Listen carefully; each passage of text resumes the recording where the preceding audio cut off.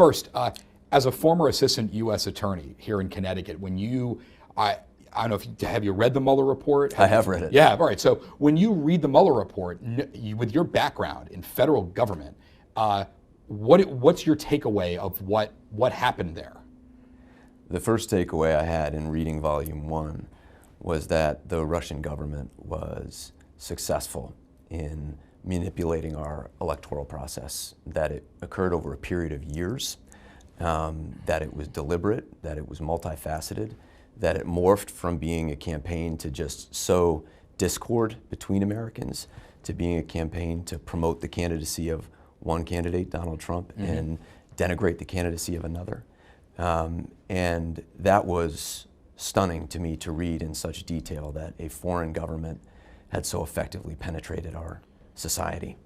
The second reaction I had to it had to do with the president's conduct and what I saw as a extraordinarily well-documented and supported case that he had repeatedly sought to interfere with, shut down Bob Mueller's investigation, which was also stunning to see from the President of the United States. Do you think that the report has been mischaracterized by William Barr and by Republicans in Congress, what the findings and what the evidence reflect? After having read the report, I do believe that, and I think Bob Mueller believes that. He publicized a letter that he had written to Mr. Barr weeks ago after Mr. Barr's original press conference, where he said, your statements have led to public confusion about what our findings were.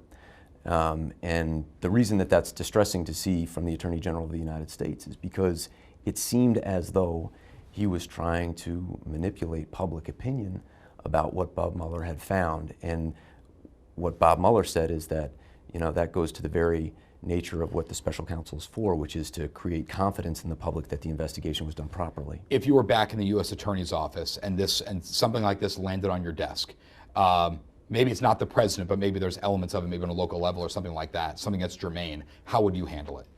You mean the obstruction case? Yes. Let me put it this way.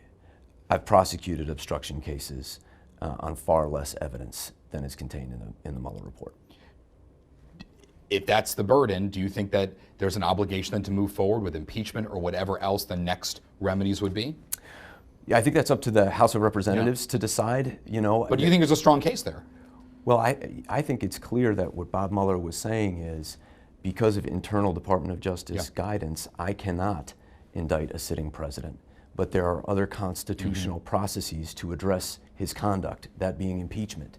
And so I think it's appropriate, from where I sit, for the House of Representatives to conduct its own inquiry into the president's conduct to determine whether they think it rises to the level of an impeachable offense. I can tell you that from what I saw in the Mueller report, there is strong and compelling evidence that the president engaged in criminal obstructive conduct targeting Bob Mueller's investigation. I just don't think there's any other way to read it. And after William Barr's testimony yesterday, do you think that he's acting as the top law enforcement official for the United States of America, or do you think he's more closely aligned with the personal interests of the president?